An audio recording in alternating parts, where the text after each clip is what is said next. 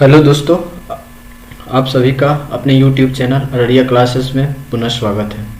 आज हम लोग NCERT क्लासिक ज्योग्राफी सीरीज में अध्याय 5 के बारे में अध्ययन करेंगे।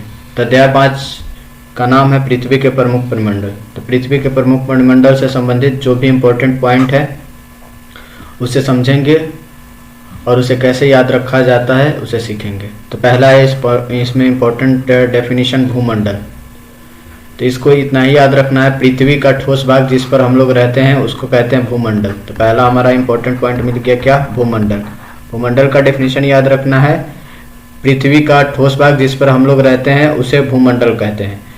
और उसके बाद से है वायुमंडल। दूसरा पॉइंट है क्या? वायुमंडल। तो वायुमंडल का भी डेफिनेशन याद रखना है, गैसों की परतें जो पृथ्वी के चारों ओर से घेरती है उसे क्या कहते हैं? वायुमंडल। गैसों की परतें जो पृथ्वी को चारों ओर से घेरती है उसे क्या कहते हैं? वायुमंडल। नेक्स्ट पे चलते हैं। नेक्स्ट पे कौन सा इंपॉर्टेंट पॉइंट है, और उसके नीचे जो ये सारे दिए हैं, ऑक्सीजन, नाइट्रोजन, कार्बन डाइऑक्साइड, दूसरी गैसें पाई जाती है, सारे वायुमंडल के गैसेस के पार्ट हैं। तो मेरे जो इंपॉर्टेंट पढ़ाने के बाद आप लोग एक बार इसे अवश्य रीड कर लीजिएगा। फिर उसके बाद से जलमंडल के बारे में जानते हैं। तीसरा इंपॉर्टेंट पॉइंट है हमारा जलमंडल। तो जलमंडल किसे कहते हैं? पृथ्वी के बहुत बड़े भाग पर जल पाया जाता है जिसे जलमंडल कहते हैं। जलमंडल की सभी अवस्थाएं होती है, जैसे बर्फ, जल और जलवाष्प। ये सभी अवस्थाएं के बारे में बात करता है कि ठोस के रूप में जल क्या होता है? बर्फ। द्रव के रूप में जल जो होता है वो जल ही होता है, और जलवाष्प जो होता है वो गैस के रूप में होता है। फिर उसके बाद से चौथा इंपॉर्टेंट टर्म है क्या? जीवमंडल। जीवमंडल का भी डेफिनेशन याद रखेंगे। कभी कभी कॉम्पिटिटिव एग्जाम में डायरेक्ट डेफिनेशन ये पूछ दिया जाता है। तो जीवमंडल क्या है? जहाँ पर स्थल, जल एवं हवा एक साथ मिलते हैं उसको क्या कहते हैं? जीवमंडल। और जहाँ पर रहने के लिए जगह मिल जाएगा स्थल, और पीने के लिए पानी मिल जाएगी, और सांस लेने के लिए हवा, तो वहाँ पे जीवन भी एग्जिस्ट करने लगेगा, यानी कि यहाँ पे सभी प्रकार के जीवन पाए जाते हैं। आगे यहाँ पे एक सबसे इम्पोर्टेंट पॉइंट है लिथोस। लिथोस का अर्थ होता है पत्थर, एटमॉस का अर्थ होता है वाष्प, ह्यूडर का अर्थ होता है जल, और बायोस का अर्थ होता है जीवन। तो हमने अभी चार ही चीज पढ़ा। पत्थर यानी कहने का इसका भाग है ठोस। ठोस यानी कि क्या है? हमारा भूमंडल, लिथोस। फिर दूसरा हमने पढ़ा एटमॉस। एटमॉस यानी क्या है? ये गैस। गैस यानी कि क्या? वायुमंडल हमने पढ़ा। फिर तीसरा क्या है? ह्यूडर। ह्यूडर है, तो ह्यूडर का अर्थ क्या होता है? जल, जो हमने क्या पढ़ा? जलमंडल। फिर हमने क्या पढ़ा? बायोस के बारे में, जिस पे जीवन होता है, और जीवमंडल जिसको हम लोगों ने जीवन के बारे में पढ़ा, जिसको जीवमंडल कहते हैं। जीवमंडल में तीनों एक साथ होता है, स्थल मंडल, जलमंडल और हवामंडल। अब इसके नेक्स्ट टॉपिक पे चलते हैं, भूमंडल के बारे में पढ़ते हैं। भूमंडल क्या है? पृथ्वी फर्स्ट आ गया, ठोस भाग को भूमंडल कहते हैं। भूप्रपट्टी की चट्टान और मिट्टी की परतों से ये किससे बना होता है? भूमंडल। भूप्रपट्टी कहते हैं, भूमंडल के जो सबसे ऊपरी परत होता है उसको भूप्रपट्टी कहते हैं। और ये बना किससे रहता है? चट्टान तथा मिट्टी के पतली परतों से बना होता है, और इसमें जीवों के पोषक तत्व पाए जाते हैं। अब पृथ्वी के सतह को इसने कितने भागों में बांटा है? दो, एक महाद्वीप और दूसरा महासागरीय बेसिन। महाद्वीप क्या होता है? स्थलीय भूभाग, और जो बड़े जलाशय होते हैं वो क्या होता है? महासागरीय बेसिन होता है। और फिर आगे चलते हैं। इसमें देखिए यहाँ पे जो इम्पोर्टेंट पॉइंट है उसको याद रख लेना है। समुद्री जल का तल सभी जगह समान होता है, इसलिए स्थल की ऊंचाई को समुद्र तल से मापा जाता है, जिसे शून्य माना जाता है। जैसे यहाँ से डायरेक्ट क्वेश्चन कर दें कि जो है स्थल की ऊंचाई समुद्र तल से ही क्यों मापा जाता है? समुद्र तल से ही क्यों मापा जाता है? तो इसका सिंपल सा आंसर है, वो है आंसर इसमें स्थल के समुद्री जल का तल सभी जगह समान होता है, इसलिए स्थल की ऊंचाई समुद्र जल से मापा जाता है। तो ये है इसका कारण, समुद्र जल का तल सभी जगह समान होता है, इसलिए स्थल की ऊंचाई को समुद्र तल से मापा जाता है। नेक्स्ट पेज पे चलते हैं हम लोग। नेक्स्ट पेज में जस्ट एक फिगर है, आप लोग इसमें मेमोराइज कीजिएगा कि कहाँ क्या है। वैसे एक बार देख ही लेते हैं फिगर में। ये रहा फिगर। सबसे ऊपर क्या है? उत्तरी अमेरिका। नीचे क्या है? दक्षिणी अमेरिका। फिर यहाँ पे क्या है? अफ्रीका। फिर यहाँ पे क्या है? यूरोप। फिर यहाँ पे क्या है, एशिया।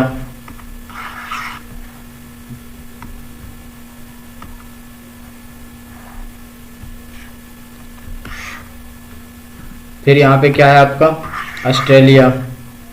अब इसमें देख लेंगे साथ ही साथ कि देखिए पृथ्वी तो एक भूभाग के आकार का है, तो यहाँ पे प्रशांत महासागर, तो फिर स्टार्ट करेंगे हम तो इधर भी प्रशांत महासागर हो जाएगा स्टार्टिंग में। फिर उसके बाद यहाँ से क्वेश्चन पूछ देता है कि रॉकी पर्वत कहाँ है, तो उत्तरी अमेरिका। एंडीज पर्वत कहाँ है, दक्षिणी अमेरिका। अमेजन नदी कहाँ पे बहती है, दक्षिण अमेरिका। एप्लेशियन पर्वत कहाँ पे है, उत्तरी अमेरिका। फिर उसके बाद से अटलांटिक महासागर कहाँ पे है, तो ये प्रशांत महासागर किनारे पे है, बीच में है यहाँ पे अटलांटिक महासागर। फिर उसके बाद से ये क्वेश्चन पूछ देगा सहारा मरुस्थल कहाँ पे है, अफ्रीका। नील नदी कहाँ पे है, अफ्रीका। फिर ड्रैकन्सबर्ग पर्वत कहाँ पे है, अफ्रीका। ये सब फैक्ट्स हैं। इस फिगर को देखकर इसमें जो जो फैक्ट्स हैं उसे मेमोराइज कर लीजिएगा, ये क्वेश्चन में डायरेक्ट पूछ देता है। वैसे जब डिटेल्स में वर्ल्ड ज्योग्राफी की पढ़ाई होगी तो वहाँ भी ये सारे टॉपिक को कवर हो जाएंगे। वैसे ये एनसीईआरटी का फैक्ट्स हैं, तो एनसीईआरटी के फैक्ट्स को बाईपास नहीं करते हैं। फिर यूरोप हो गया, ये यूरोप में कौन सा पर्वत है, अल्प्स पर्वत है। आर्कटिक महासागर अपना यहाँ होता है। फिर हिंद महासागर भारत के पास होता है यहाँ पे। तिब्बत का पठार ये रहा, हिमालय पर्वत ये रहा एशिया के पास। इसके अब आगे चलते हैं नेक्स्ट पेज पे। नेक्स्ट पेज हमारा ये रहा। अब इसको हम करते हैं जूम, फिर पढ़ाई स्टार्ट करते हैं इसमें। देखो इसमें पहला फैक्ट क्या दिया है, विश्व का सबसे ऊंचा पर्वत कौन सा है, माउंट एवरेस्ट। और इसकी ऊंचाई कहाँ से मापी गई है, समुद्र तल से। वो कितना है, 8,848 है। जो नया अध्ययन हुआ है उसमें इसकी ऊंचाई कहीं कहीं 8,850 मीटर भी मिलेगा। ऐसा बताया जाता है कि यह नवीन मुर्दार पर्वत है और इसकी ऊंचाई दिन प्रतिदिन बढ़ती जा रही है, जिसके कारण इसकी ऊंचाई अब हो गई है 8,850। और समुद्र तल से इसका क्यों मापा गया है, क्योंकि समुद्र तल से ही क्यों मापा गया है, क्योंकि समुद्र जल का तल सभी जगह समान होता है, इसीलिए समुद्र तल से मापा गया है। और उसके बाद से पूछ ले कि सबसे गहरा कौन सा महासागर है, तो प्रशांत महासागर। सबसे गहरा कौन सा महासागर है, प्रशांत महासागर। ये भी फैक्ट याद रखना है। माउंट एवरेस्ट की ऊंचाई पहला फैक्ट हो गया हमारा, माउंट एवरेस्ट। दूसरा हो गया हमारा प्रशांत महासागर, जिसकी गहराई कितनी है, 11,022 किलोमीटर। फिर उसके बाद से ये सोचने वाली बात दे रहा है कि आप सोचिए कि समुद्र के अंदर भी इतनी गहराई हो सकती है। फिर महाद्वीप के बारे में दिया है, तो महाद्वीप के बारे में हम लोग पढ़ते हैं। पृथ्वी पे सबसे पहले तो टोटल महाद्वीप कितने हैं, तो टोटल 7 महाद्वीप हैं। 7 महाद्वीप के साथ ही साथ नाम भी याद होना चाहिए, 7 महाद्वीप के नाम भी याद होना चाहिए। तो हम नाम एक बार पढ़ देते हैं, एशिया, यूरोप, अफ्रीका, उत्तरी अमेरिका, दक्षिणी अमेरिका, ऑस्ट्रेलिया और अंटार्कटिका। इसके साथ ही साथ ये फैक्ट भी यहाँ पे याद रखिए। सबसे पहले ये फैक्ट, न्यूजीलैंड के एडमंड हिलेरी और भारत के तेंजिंग नोर्गे शेरपा 29 मई 1953 को पृथ्वी के सबसे ऊंचे शिखर माउंट एवरेस्ट पे चढ़े थे। तो भारत के कौन थे, तेंजिंग नोर्गे शेरपा, और ये कौन थे, न्यूजीलैंड के एडमंड हिलेरी। फिर उसके बाद से जापान की जुंको तोबई विश्व की पहली महिला थी जो 16 मई 1975 को एवरेस्ट पे पहली कदम रखी थी। अब भारत की कौन थी, बछेंद्री पाल, जो 23 मई 1984 को एवरेस्ट पे अपना कदम रखा था। तो यहाँ से फैक्ट डायरेक्ट ही बन जाता है। जो फैक्ट बुक है उसमें ये सारे फैक्ट्स रहते हैं। तो हम लोग का यहाँ पे महाद्वीप में 7 महाद्वीप कवर हो गए। कौन कौन से, एशिया, यूरोप, अफ्रीका, उत्तरी अमेरिका, दक्षिणी अमेरिका, ऑस्ट्रेलिया और अंटार्कटिका। फिर अब चलते हैं, इसमें लिखा एशिया विश्व का सबसे बड़ा महाद्वीप है। जैसे सबसे गहरा महासागर पूछे तो प्रशांत महासागर, गहराई कितनी है, 11,022 मीटर है इसकी गहराई। अब इसमें हम चलते हैं आगे। अब ये पृथ्वी के कुल क्षेत्रफल का 1/3 भाग पे फैला हुआ है। कौन सा, एशिया महाद्वीप 1/3 भाग पे फैला हुआ है और एशिया सबसे बड़ा महाद्वीप भी है। अब यहाँ से ये फैक्ट जो है कथन कारण के हिसाब से पूछ सकता है। यह महाद्वीप पूर्वी गोलार्ध में स्थित है। फिर उसके बाद से कर्क रेखा इस महाद्वीप से होकर गुजरती है। क्वेश्चन यहाँ से पूछ के बना ही देगा कि यहाँ से ऐसे स्टेटमेंट बेस्ड भी क्वेश्चन पूछ के बना सकता है। कर्क रेखा एशिया महाद्वीप से होकर गुजरती है, एशिया। महाद्वीप से होकर गुजरती है। ये कथन 1 हो गया। फिर उसके बाद से कथन 2 दे देगा इसमें, ये कथन 1 हो गया। फिर यहाँ से कथन 2 भी दे देगा, यहाँ से कथन 2 में ये दे देगा कि एशिया के पश्चिम में यूराल पर्वत है जो यूरोप को अलग करता है। एशिया के पश्चिम में यूराल पर्वत है जो यूरोप से अलग करता है, तो इसमें दोनों कथन जो है आपके सही है। फिर स्टेटमेंट वो दे देगा इसमें आंसर में, कथन 1 सही, कथन 2 सही, दोनों कथन सही, इनमें से कोई नहीं, तो इसमें से दोनों कथन है। तो ये वाला जो है पैराग्राफ ये इंपॉर्टेंट है, आप याद रखिएगा। यूरेशिया, यूरोप और एशिया के कॉम्बिनेशन को यूरेशिया कहते हैं, यानी यूरोप और एशिया के संयुक्त भूभाग को यूरेशिया कहते हैं। यूरोप, अब यूरोप के बारे में पढ़ लेते हैं। यूरोप क्या कह रहा है, ये भी इस चैप्टर में जितने हैं सारे इंपॉर्टेंट है। अब यूरोप के बारे में पढ़ते हैं, ये भी पूरा इंपॉर्टेंट है। यूरोप एशिया का सबसे छोटा महाद्वीप, एशिया का सबसे छोटा है, एशिया से बहुत छोटा है, ये इंपॉर्टेंट नहीं है। फिर यहाँ पे हाँ, ये यहाँ से लाइन इंपॉर्टेंट है कि ये महाद्वीप एशिया के किस भाग में स्थित है, तो पश्चिम भाग में स्थित है। आर्कटिक वृत्त होकर इससे गुजरता है। जैसे एशिया से कर्क गुजर रहा था, मैच द फ्लोइंग में भी पूछ सकता है, एशिया से जैसे कर्क गुजर रहा था उसी तरह से यूरोप से आर्कटिक गुजरता है, आर्कटिक। फिर 3 तरफ से जल से घिरा हुआ है ये यूरोप। अब हम अफ्रीका के बारे में कुछ फैक्ट्स दिए हैं, उसे देख लेते हैं। अफ्रीका देखिए क्या है, एशिया तो सबसे बड़ा है, अब विश्व का दूसरा सबसे बड़ा महाद्वीप है अफ्रीका। अफ्रीका से विषुवत वृत्त 0 डिग्री अक्षांश मध्य भाग से गुजरती है। और यहाँ से सबसे इंपॉर्टेंट है कर्क, विषुवत और मकर। अफ्रीका से तीनों गुजरती है, कर्क गुजरती है, विषुवत रेखा भी गुजरती है और मकर रेखा भी गुजरती है। फिर सहारा जो रेगिस्तान है, विश्व का सबसे गर्म रेगिस्तान है, वो अफ्रीका में है। ये सबसे लंबी नदी नील नदी अफ्रीका से होकर बहती है। फिर हम जो और थोड़ा फैक्ट्स है उत्तरी अमेरिका के बारे में, उसे देख लेते हैं। उत्तरी अमेरिका के बारे में दिया है कि ये उत्तरी अमेरिका तीसरा बड़ा महाद्वीप है। पहला कौन सा था, एशिया। दूसरा कौन सा था, अफ्रीका। तीसरा कौन सा है, तीसरा है हमारा उत्तरी अमेरिका, उत्तर अमेरिका तीसरा है। ये फैक्ट पूछता है। पनामा जल संधि जो है एमसीक्यू में पूछता है, ये किसके किसके बीच है, दक्षिण अमेरिका और उत्तरी अमेरिका के बीच। और एक क्या है, एक संकरा स्थल से जुड़ा हुआ है। जैसे हम आगे पढ़ेंगे तो एक स्थल संधि होती है और एक जल संधि होती है, तो ये कौन सा है, संकरे स्थल से जुड़ा है। पनामा स्थल संधि है जो, जैसे यहाँ से लिखा पनामा स्थल संधि दे देगा, उत्तरी अमेरिका और दक्षिणी अमेरिका के बीच में होता है, दक्षिणी अमेरिका। ये भी एक फैक्ट है। और डेफिनेशन पूछे तो स्थल संधि होता है कि स्थल वाला एक जो होता है, एक सकड़ा स्थल होता है जो जोड़ता है, और एक जो छिछला जल होता है वो जोड़ता है जल संधि में। जल संधि में जल होता है, स्थल संधि में स्थल होता है। नेक्स्ट पेज पे चलते हैं, ये रहा हमारा नेक्स्ट पेज ये।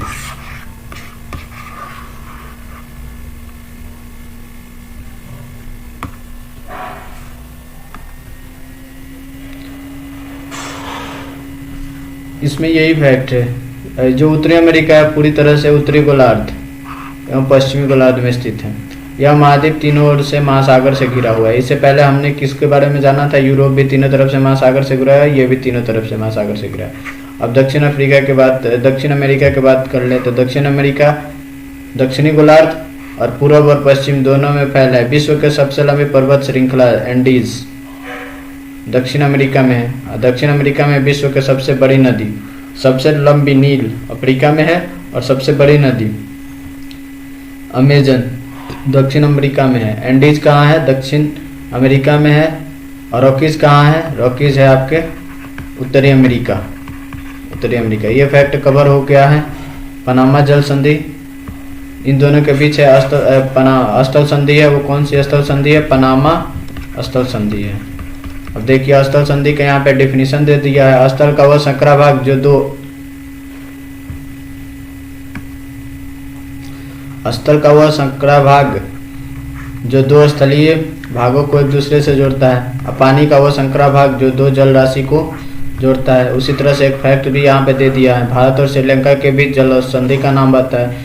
ये स्थल संधि है और ये जल संधि का नाम पूछता है। तो भारत और श्रीलंका के बीच जल संधि है वह है पाक जल डमरू मध्य, जिसे हम लोग कहते हैं पाक स्टेट भी कहते हैं। अब हम चलते हैं नेक्स्ट पेज पे। ये रहा हमारा नेक्स्ट पेज।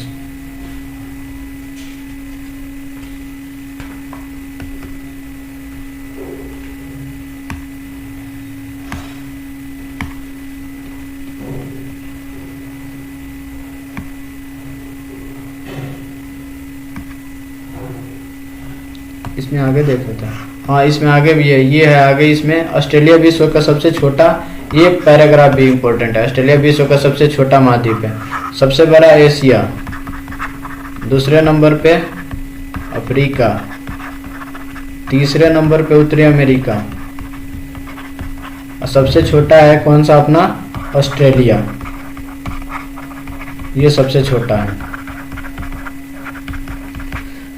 अगर क्रम से पूछता है तो 3 से ज़्यादा नहीं पूछता है, तो इन तीनों का क्रम लिखा याद रखना है, और ये सबसे छोटा, इसे याद रखना है। इसे द्वीपीय महाद्वीप भी कहते हैं, और ये पूरी तरह से दक्षिणी गोलार्ध में है।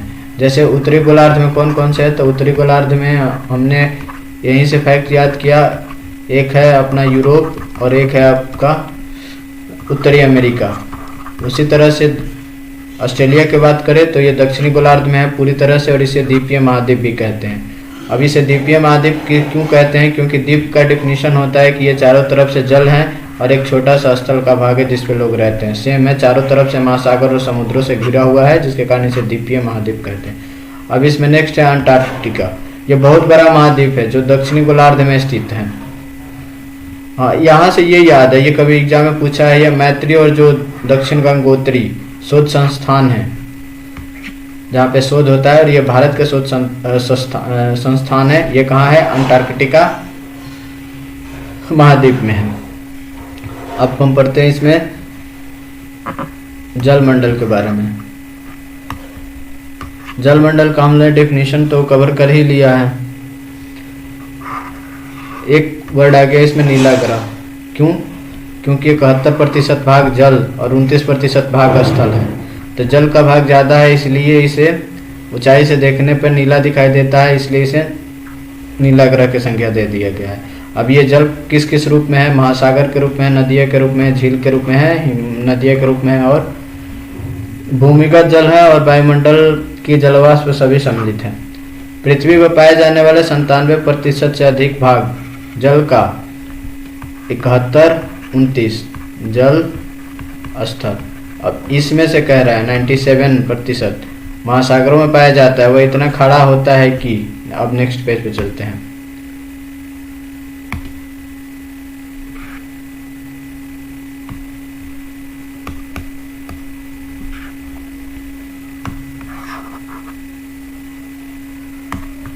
मानव उपयोग में नहीं लाया जा सकता। अब 71 का तो ये 97% मानव के यूज के लिए है ही नहीं, तब बचा है 3%। 3% ही जल जो है बर्फ की परत, हिमनदी और भूमिगत जल के रूप में पाया जाता है, और यह जल का बहुत कम भाग अलवण के रूप में पाया जाता है जो मनुष्य के इस्तेमाल में आता है। यही कारण है कि नीला ग्रह में रहने के बावजूद हम पानी का कमी महसूस करते हैं।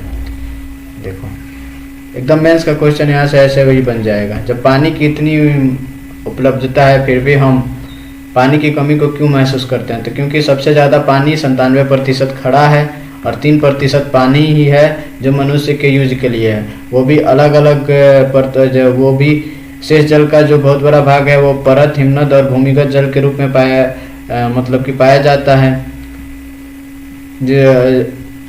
यही है 97% अलवन है, और इसके जो तकनीक है वो विकसित नहीं होते जिसके कारण इस जल का उपयोग कर पाए।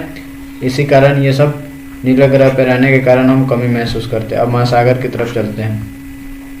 बस इसमें से याद रखना, अगर शॉर्ट में कोई आंसर पूछे तो बोलना कि इसमें से मेजॉरिटी अबाउट 97% भाग अलवणीय जल है, और 3% भाग ही है जो शुद्ध जल है, और वो शुद्ध जल विभिन्न कारणों से प्रदूषित हो गया और निरंतर इसमें जो है प्रदूषण के निरंतर जो है और भी नदियाँ उदिया के जो जल है मीठे पानी के ऊपर दूषित हो रही है, जिसके कारण हम नीले ग्रह पर रहने के बावजूद भी पानी की कमी महसूस करते हैं।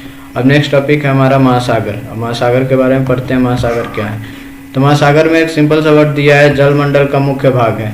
ये वाला क्वेश्चन याद रहे, ये वाला कथन में पूछता है, इसको याद रखना है।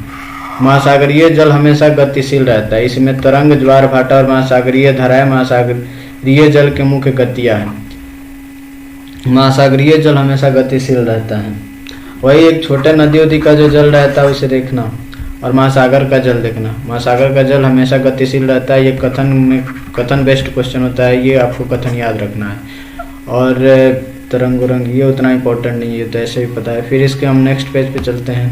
ये रहा नेक्स्ट पेज पे अब इसके और डिटेल्स को पढ़ते हैं।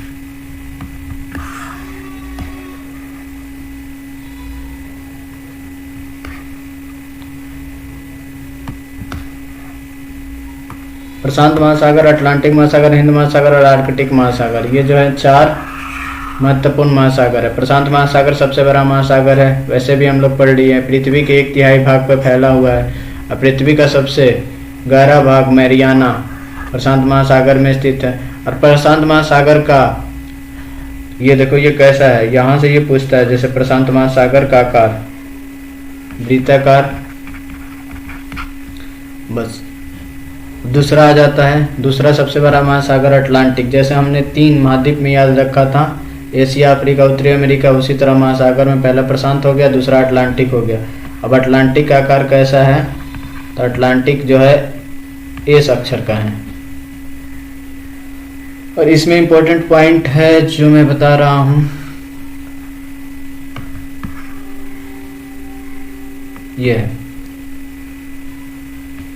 अटलांटिक महासागर की तटरेखा बहुत अधिक दंतुरित है या अनियमित है एवं दंतुरित तटरेखा वाले प्राकृतिक पोताश्रयों और पतनों की आदर्श स्थिति है, इसलिए व्यापार की दृष्टि से यह सबसे व्यस्त महासागर है। क्वेश्चन यहाँ से बन जाएगा, अटलांटिक महासागर व्यापार की दृष्टि से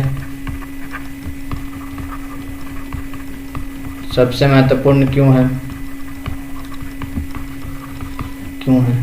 तो यहाँ से आंसर लिख देना है, अटलांटिक महासागर की तटरेखा बहुत अधिक दंतुरित है, अनियमित और दंतुरित तटरेखा वाले जो प्राकृतिक पोताश्रय होते हैं, जहाँ पे पोत आके रुकते हैं, और पतनों की आदर्श स्थिति होते हैं, जहाँ पे कोई सीप हो पाए और आराम से वहाँ पे स्टे कर सके। तो व्यापार की दृष्टि से व्यस्त महासागर है। अब तीसरा है एक हिंद महासागर। हिंद महासागर से एक क्वेश्चन बनता है कि निम्नलिखित में से कौन सा ऐसा महासागर है जिसका नाम किसी देश के नाम पे है, तो वह हिंद महासागर यानी भारत के नाम पे रखा गया है। और इसका आकार कैसा है? त्रिभुजाकार। तो हमने 3 याद रखा, प्रशांत वृत्ताकार, अटलांटिक एस और हिंद त्रिभुजाकार। बस 3 ही याद रखना है इसमें से, और आगे कुछ इसमें से और जो आगे वाले हैं वो उतने इम्पोर्टेंट नहीं है, 3 ये ज़्यादा इम्पोर्टेंट है। और इसमें प्रशांत सबसे गहरा और सबसे बड़ा हो गया, और सबसे गहरा जो है मैरियाना ट्रेंच जो प्रशांत महासागर में। अटलांटिक महासागर से यही क्वेश्चन बनता है, व्यापार की दृष्टि से यह व्यस्त महासागर क्यों है, ये भी हो गया हमारा। अब चलते हैं आगे, ये रहा आगे आर्कटिक महासागर उत्तर ध्रुव के ध्रुववृत्त में स्थित है। यह उत्तर ध्रुव के चारों तरफ फैला हुआ है। प्रशांत महासागर एक छिछले, यहाँ से याद रखें, यहाँ से बेरिंग जल संधि, यहाँ से अभी से याद करना स्टार्ट करेंगे हम। पनामा स्थल संधि याद कर लिए, उत्तरी अमेरिका दक्षिणी अमेरिका के बीच में है। उसी तरह से हमने दूसरा याद कर लिया, पाक जल संधि, भारत और श्रीलंका। फिर यहाँ से हम लोग याद कर लेंगे तीसरा, बेरिंग जल संधि प्रशांत महासागर से छिछले वाले भाग के संकरे भाग से जुड़ा हुआ है। कौन? आर्कटिक महासागर। बेरिंग जल संधि, तो बेरिंग जल संधि किसके और किसके बीच में है? बेरिंग जल संधि फट से हम बोल देंगे कि आर्कटिक महासागर और प्रशांत महासागर।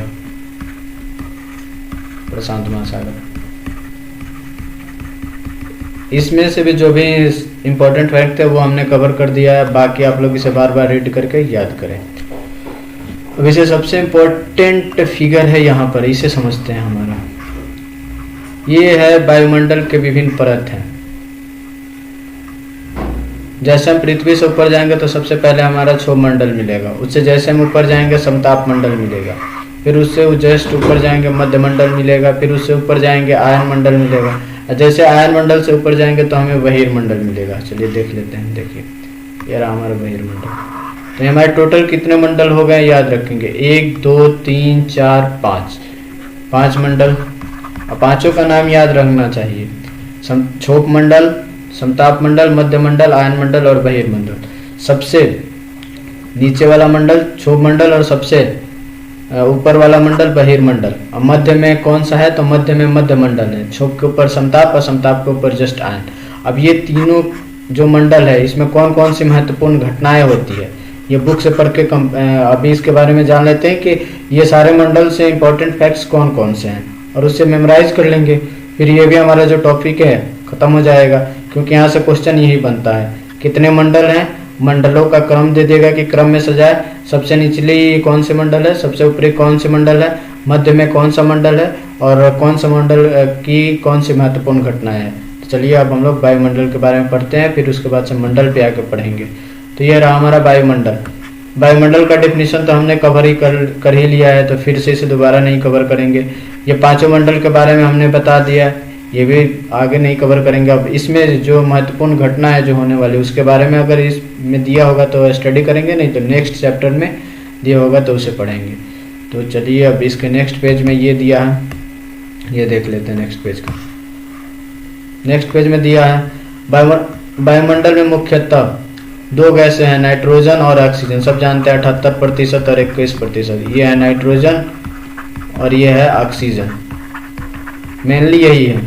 ये हो गया इसमें। इसके अलावा कार्बन डाइऑक्साइड आर्गन की मात्रा 1% है। 1% में carbon dioxide, nitrogen, helium volume बहुत सारे हैं, 1% में ही है। तो इसके आगे जब एनसीईआरटी में पढ़ेंगे 7, 8 क्लास में, उसमें डिटेल्स में दिया होगा। तो 1% में और कौन कौन सी गैसेस पाई जाती है उसके बारे में डिटेल्स अध्ययन कर लेंगे, क्योंकि ये सबको मालूम रहता है। बस इसमें आगे से क्वेश्चन बनता है कि 1% में क्या क्या पाया जाता है।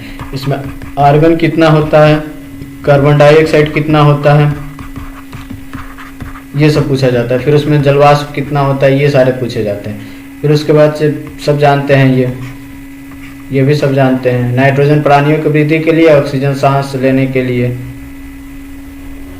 ये वाला पॉइंट जो है कंसेप्ट के हिसाब से सबसे इम्पोर्टेंट है। तो चलिए इसे देख लेते हैं कि आखिर इसमें लिखा क्या है। इसमें लिखा है कि ऊंचाई के साथ साथ वायुमंडल के घनत्व में भिन्नता आती है।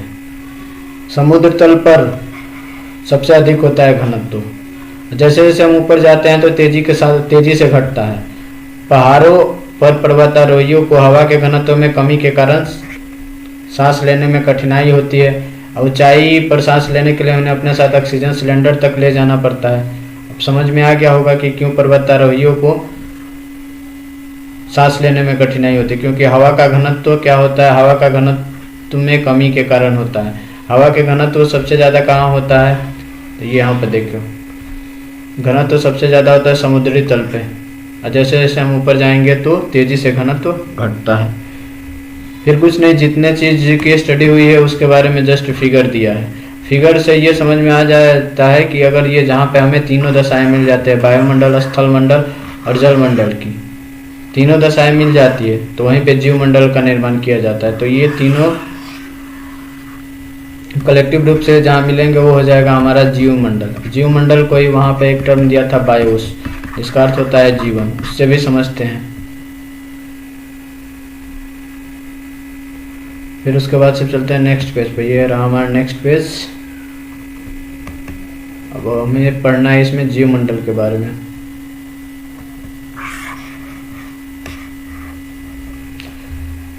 घनत्व के बारे में तो पता चल गया। जैसे जैसे ऊपर जाते हैं तो क्या होता है, तापमान भी घटता है। तापमान के बारे में भी पता चल गया, घनत्व, तापमान। वायुमंडल पृथ्वी पर दबाव डालता है, यह एक स्थान से दूसरे स्थान तक अलग अलग होता है। कुछ क्षेत्र में हम अधिक दबाव महसूस करते हैं, कुछ क्षेत्र में कम। वायु उच्च दाब से निम्न दाब की ओर बहती है, तो सब हर कोई जानता है। गतिशील वायु को पवन कहा जाता है। पवन का डेफिनेशन हमें आराम से मिल गया यहाँ से। गतिशील वायु क्या होता है? पवन। और ये जो वायु कहाँ जाती है? तो उच्च दाब से निम्न दाब की तरफ जाती है। जीवमंडल का परिभाषा हो गया है। अब जीवमंडल में ये देखो, तो जहाँ पे ये तीनों दशाएं मिलेगी वहाँ पे तो मनुष्य तो रहेगा ही, जानवर रहेंगे और उनके साथ साथ पादप जगत भी रहेगा। जंतु जगत के साथ साथ पादप जगत भी रहेगा। फिर इसके बाद से आप स्टडी कर लीजिएगा। इसमें कुछ नहीं पूछता है, बस यहाँ से पूछता है कि जीवमंडल का एक डेफिनेशन पूछ देता है बस। फिर उसके बाद से अब यहाँ कुछ नहीं है, उतना कुछ नहीं है। जैसे कि यहाँ पे दिया है कार्बन डाइऑक्साइड की मात्रा के वृद्धि के कारण पृथ्वी के तापमान में वृद्धि हो रहा है, जिसे भूमंडलीय तापन कहते हैं। दो एक और भी मिल गया। भूमंडलीय तापन के लिए कौन सी गैस जिम्मेवार है? तो कार्बन डाइऑक्साइड। कार्बन डाइऑक्साइड जो गैस है वो जिम्मेवार है भूमंडलीय तापन के लिए। नेक्स्ट पेज पे चलते हैं। इसके बाद से नेक्स्ट पेज में बस क्वेश्चन दिया हुआ है। क्वेश्चन एक बार आप लोग अपने से इसको हल करने की कोशिश कीजिए, क्योंकि सारी जो एनसीईआरटी के जो फैक्ट्स है वो सारा कवर हो चुका है। जब कवर हो चुका है तो ये क्वेश्चन भी आराम से बन जाएगा। जैसे ये क्वेश्चन देखते हैं, 4 प्रमुख मंडल, स्थल, जल, वायु, जीव। उसी तरह प्रमुख महाद्वीप 7 जो हैं, 2 महाद्वीप जो पूरी तरह से दक्षिणी गोलार्ध में स्थित हैं। आराम से कर ले जाइएगा आप लोग। इसी तरह इस क्वेश्चन को हल कीजिए। इसी के साथ जो ये हमारा चैप्टर है, चैप्टर 5 एनसीईआरटी क्लास 6 ज्योग्राफी का समाप्त हुआ। आप लोगों को हमारे साथ बने रहने के लिए बहुत बहुत धन्यवाद। अररिया क्लासेस को प्लीज़ लाइक, शेयर और सब्सक्राइब करें। आज के लिए इतना ही, मिलते हैं हम लोग नेक्स्ट क्लास में।